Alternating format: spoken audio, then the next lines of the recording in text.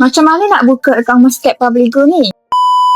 Pertama, boleh DM saya dekat profile untuk saya guide satu persatu. Yang kedua, saya akan guide anda step by step untuk daftar dahulu akaun.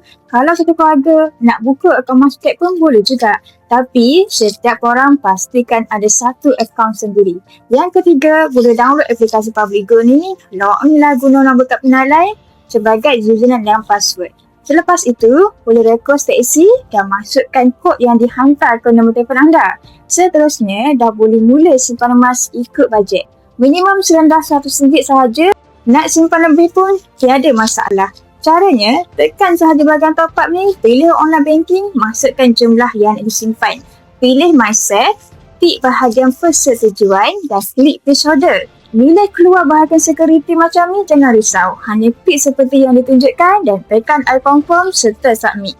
Kemudian, buatlah pemberian online banking seperti biasa. Jangan lupa pilih bank anda dan teruskan pemberian seperti biasa.